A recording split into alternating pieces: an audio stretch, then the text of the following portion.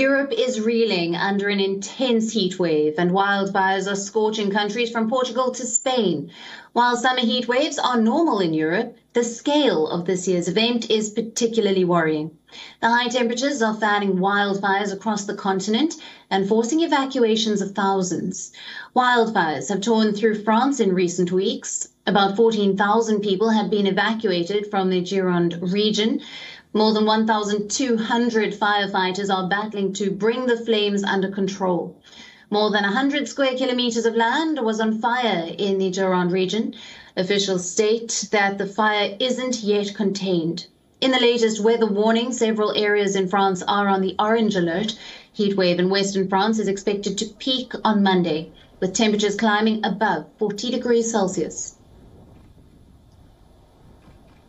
C'est vraiment, nous sommes à une période très défavorable en termes de risque de feu de forêt, indépendamment du feu ici à la Teste de Bûche, qui est certes dans un périmètre toujours identique, mais qui malheureusement n'est toujours pas fixé ni stabilisé. Et les reprises de feu que nous vivons actuellement sont des reprises de feu importantes qui mobilisent des moyens et une vigilance accrue.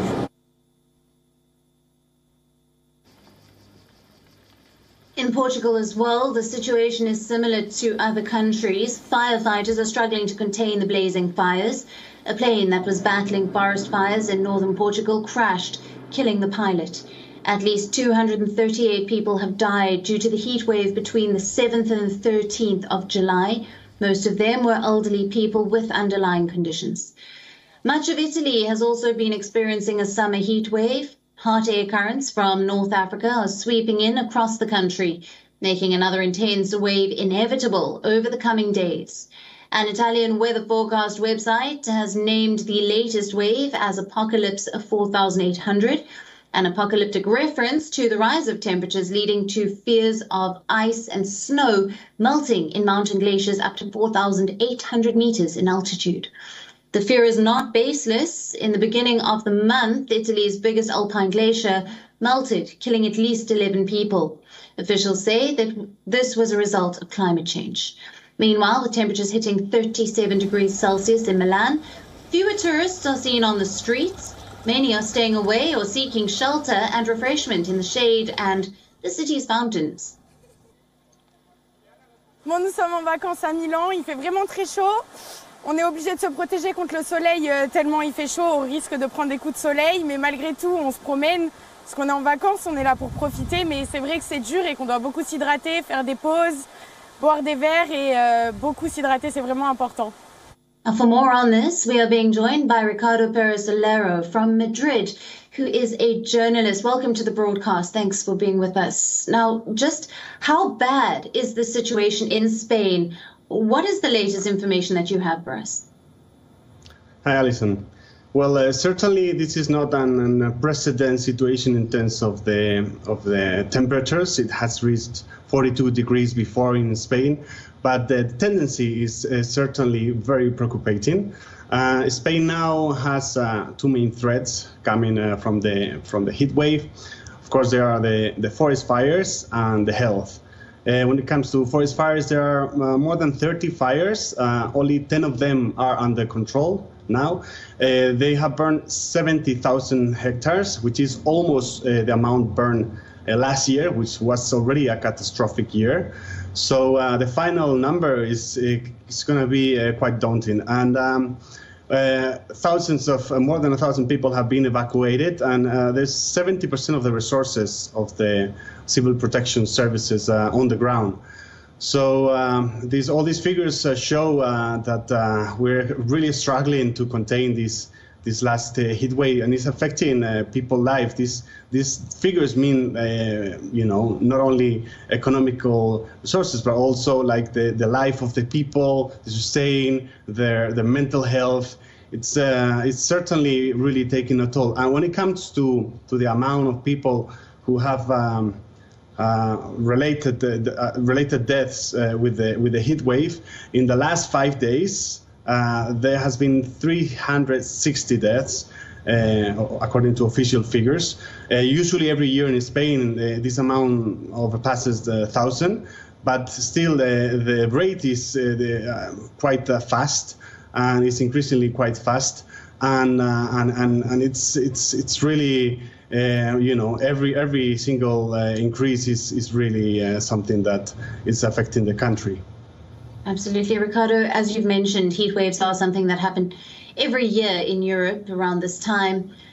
What is being cited as the cause for what has led to such high temperatures? And also, as you touched on, can you explain why these heat waves are so dangerous in Europe?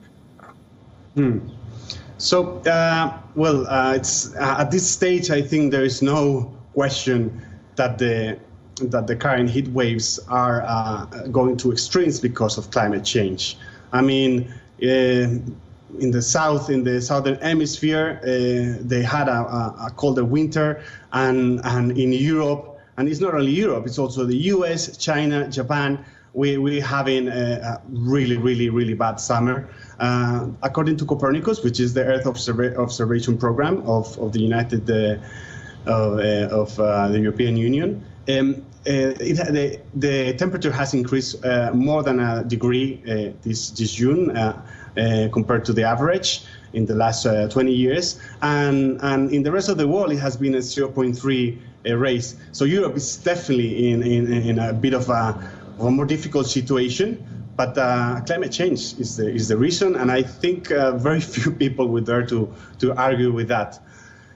And when it comes to what you ask, what is dangerous about it? Well, I already talked about the death toll in Spain. I mean, I don't think we get used to it, but we know it comes every year.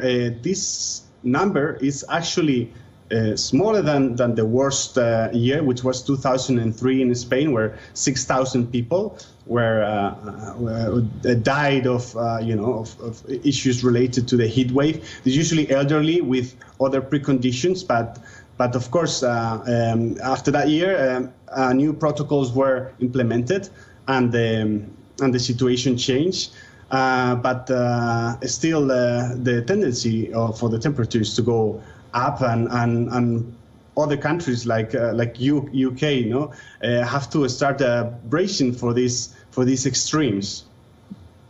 Absolutely. Talking about the UK, Britain is set to bake under about 40 degrees Celsius temperatures, but experts are saying that the nation lacks the infrastructure and most houses lack air conditioning. Is it time to focus on remodeling the houses there? Well, I think that's a very difficult thing to say in a yes or no. I mean, we're talking about a huge project in a very difficult economic situation, for everyone in the world and in Europe. I think the national emergency shows how big this problem is. And, the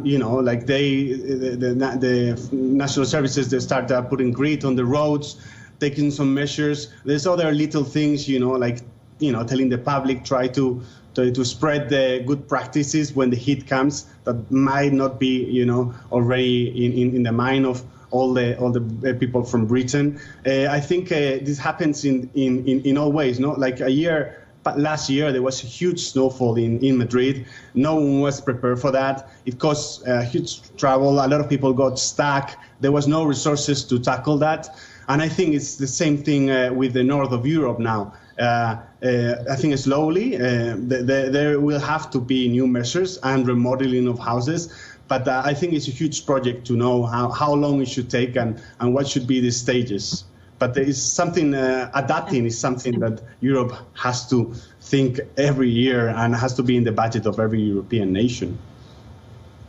Absolutely. Ricardo, thank you very much for joining us on this broadcast with all your valuable insights there. Thank you. WION, now available in your country. Download the app now. Get all the news on the move.